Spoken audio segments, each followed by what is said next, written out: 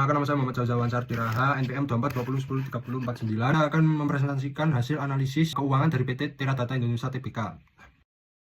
PT Teradata Indonesia Tbk adalah perusahaan teknologi informasi dan komunikasi Indonesia yang bergerak di bidang manufaktur, distribusi dan perdagangan komputer serta perangkat teknologi melalui merek Axio dan VisiPro. Selanjutnya ada struktur pemegang saham, yaitu PT Eksa Nusa Persada sebesar 59,25, PT Primitias Iko Tajaya 17,25, Ani Suhalim sebesar 2,05%, PT Cicecu Sukses Digital 0,91, PT Mabito Karya 0,14, PT Jatim Pratama 0,09, dan Publik sebesar 20,36. Yang selanjutnya ada NOWC mengalami penurunan, yaitu bisa diketahui bahwa modal kerja operasional perusahaan sedikit berkurang karena kenaikan hutang usaha lebih besar daripada aset lancar operasionalnya. Yang kedua ada TOC, yaitu mengalami kenaikan pada tahun 2024. Ya, hal ini berarti total modal yang digunakan meningkat karena untuk mendukung kegiatan operasionalnya. Yang tiga ada NOPAT. NOPAT ini mengalami penurunan pada tahun 2024, yaitu yang berarti kemampuan perusahaan untuk menghasilkan laba bersih menurun pada tahun 2024. Yang selanjutnya ada MVA, mengalami kenaikan pada tahun 2024. Peningkatan MVA pada tahun 2024 mengindikasikan adanya peningkatan nilai perusahaan dan kinerja yang baik dalam menciptakan kekayaan bagi investor. Yang selanjutnya ada EVA yang menurun drastis pada 2024. Ini berarti kemampuan perusahaan untuk menciptakan nilai tambah bagi pemegang saham menurun drastis pada tahun 2024. Yang selanjutnya ada BIP yang menurun pada tahun 2024, yang berarti perusahaan mengalami penurunan dalam menghasilkan laba operasional. Yang selanjutnya ada ROI, mengalami penurunan dalam menghasilkan laba operasional dari modal yang diinvestasikan. ROE juga mengalami penurunan, yang berarti efektivitas perusahaan mengalami penurunan dalam menghasilkan laba operasional dari modal yang diinvestasikan.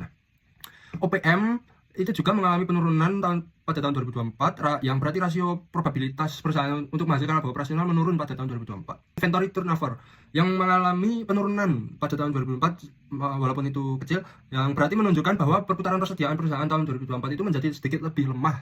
Receivable turnover pada tahun 2024 itu mengalami peningkatan, yang menunjukkan bahwa perusahaan itu semakin efektif dalam mengelola dan menagih piutang usahanya pada tahun 2024. Dan selanjutnya ada fixed asset turnover yang menurun pada tahun 2024, yang berarti terjadi penurunan efisiensi pemanfaatan aset tetap pada tahun 2024. Yang selanjutnya ada current ratio yang mengalami penurunan, yang berarti menurunnya kemampuan perusahaan dalam memenuhi kewajiban jangka pendek menggunakan aset lancarnya. Quick ratio juga mengalami penurunan, yang berarti kemampuan perusahaan dalam membayar kewajiban jangka pendeknya dengan menggunakan aset lancar menurun. Yang selanjutnya ada cash ratio mengalami penurunan juga pada tahun 2024, yang berarti kemampuan perusahaan untuk membayar kewajiban lancar hanya dengan menggunakan cash. Price to earning pada tahun 2024 itu mengalami peningkatan, yang menunjukkan bahwa harga saham perusahaan relatif lebih tinggi dibandingkan laba per saham yang dihasilkan. Dan selanjutnya ada price to book pada tahun 2024 itu mengalami sedikit peningkatan, yang menunjukkan bahwa saham perusahaan berada dalam kondisi undervalue. Yang selanjutnya ada market to book. Kenaikan ini menunjukkan adanya peningkatan nilai pasar perusahaan yang relatif terhadap nilai buku ekuitasnya. Yang selanjutnya ada analisis risiko dan biaya modal. Yang pertama ada beta perusahaan tersebut yang menunjukkan bahwa risiko sistematis saham perusahaan lebih tinggi daripada risiko pasar yang mengalami peningkatan. Yang selanjutnya ada cost of equity mengalami kenaikan, yang berarti adanya peningkatan pengembalian yang diharapkan investor. Yang ketiga ada WACC yang mengalami penurunan, menunjukkan bahwa rata-rata biaya modal perusahaan menjadi lebih rendah. Yang selanjutnya ada return of invested capital yang mengalami penurunan juga, yang menunjukkan bahwa kemampuan perusahaan dalam menghasilkan laba operasional setelah pajak dari modal yang investasikan itu menurun. Yang selanjutnya ada ROC yang tetap positif walaupun menurun.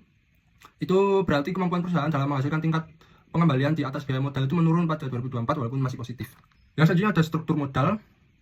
Ada debt to capital ratio yang meningkat sedikit, yang berarti struktur pendanaan perusahaan pada tahun 2023 itu lebih dominan menggunakan biaya modal sendiri, sedangkan pada tahun 2024 itu lebih banyak menggunakan utang. Kinerja keuangan PT Teradata Indonesia mengalami penurunan yang terlihat dari menurunnya NOPAT, ROE, dan ROC.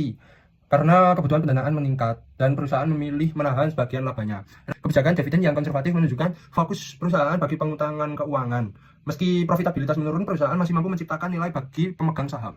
Kesimpulannya yaitu pada tahun 2024 kinerja keuangan Axio mengalami penurunan, namun perusahaan masih mampu menciptakan nilai bagi pemegang saham karena EVA tetap positif dan ROC masih di atas WACC. Peningkatan liabilitas menunjukkan risiko pendanaan yang lebih tinggi sehingga kebijakan dividen konservatif dinilai tepat. Saran bagi perusahaan yaitu perusahaan perlu meningkatkan efisiensi operasional, mengendalikan penggunaan utang, dan mempertahankan investasi yang produktif agar kinerja keuangan perusahaan dapat terus meningkat.